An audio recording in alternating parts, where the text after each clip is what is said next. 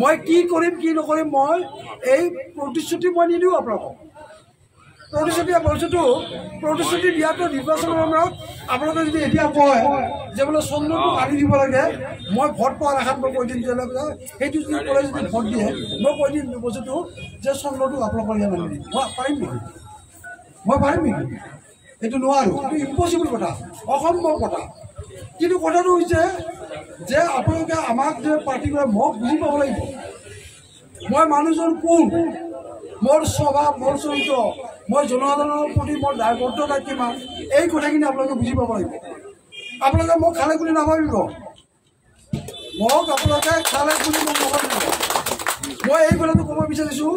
যে যেনেধৰণে বঙাইগাঁও সমষ্টিৰ ৰাইজে মোক এৰি দিব বিচৰা নাই যিটো কাৰণত এৰি দিব বিচৰা নাই সেই কামটো মই ইয়াতো কৰিম বঙাইগাঁও সমষ্টিৰ ৰাইজে যেনেধৰণে মোক বিচাৰে সদায় থকাটো মই তেনেধৰণে মই MP হৈ যোৱাৰ পিছত মই ইয়াত আজি আপোনালোকৰ ভোট বিচাৰি আহিলোঁ আপোনালোকৰ ওচৰত আমি ভোট বিচাৰি আহিলোঁ আপোনালোকে ভোট দি MP বনালে তাতে আপোনালোকৰ দায়িত্ব আহিল নেকি মোক ভোট দিয়াতে আপোনালোকৰ দায়িত্ব আহিল নেকি নহয় আৰু মই ভোট পাই MP হোৱাৰ পিছতে মোৰ দায়িত্ব আহিল নেকি নহয় কথাটো হৈছে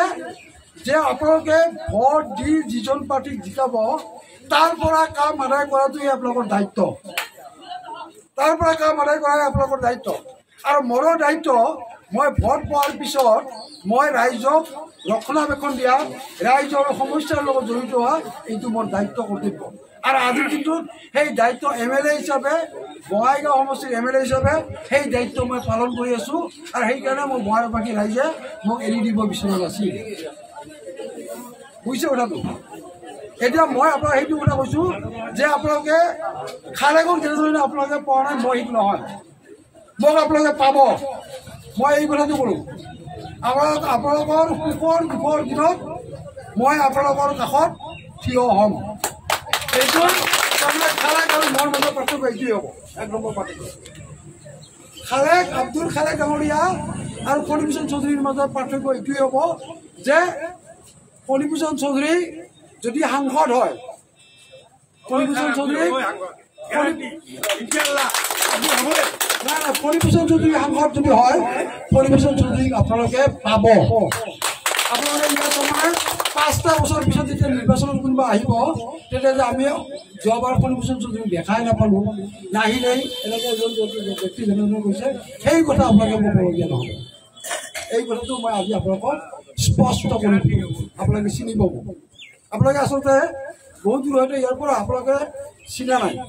মোক জানাই নাই বহুত জানা নাই আৰু বহুত জানিব বাকী আছে মই আপোনালোকক আৰু এটা কথা কওঁ আব্দুল খালেক আজমল ইয়াতে চিৰাজুদ্দিন আজমল MP আছিল নহয় তেওঁলোকে কি ধৰ্মৰ নামত দোহাই দিয়ে MP হয় ধৰ্মৰ নামত দোহাই দিয়ে তেওঁলোকে ভোট লয় এইটো হয় নহয় হয় কিন্তু মই আপোনালোকক কথাটো কৈছোঁ মই আপোনালোকক ধৰ্মৰ নামত দোহাই দি ভোট নলওঁ আপোনালোকৰ পৰা আপোনালোকে আমাৰ ধৰ্মৰ নামত দোহাই দি আপোনালোকক ভোট দিব নহয় জানো আমি বঙাইগাঁৱৰ এই যে 38 বছৰ 2 মাহ 15 দিন যে মোৰ কাৰ্যকাল হ'ল এই 38 বছৰ 2 মাহ 8 দিনীয়া কাৰ্যকালত মই বঙাইগাঁৱত কি কৰিছোঁ চাই বঙাইগাঁৱত মই ফণীভূষণ চৌধুৰী মই আহমেদ ৰহমান আলী হুছেইন নহওঁ মই আহমেদ ৰহমান হুছেইন আলী নহওঁ মই ফণীভূষণ চৌধুৰী মই হিন্দু বঙাইগাঁৱত মই হিন্দুৰ কাৰণে যদি মছজিদ বনাইছোঁ আপোনালোক মন্দিৰ বনাইছোঁ আপোনালোকৰ কাৰণে মছজিদ বনাইছোঁ মই আপোনালোকে চাই আহিব মই হিন্দুৰ কাৰণে যদি শ্মশান বনাইছোঁ মই মুছলিম ভাই বোৰৰ কাৰণে তাত কবৰস্থান বনাইছোঁ আপোনালোকে চাই আহিব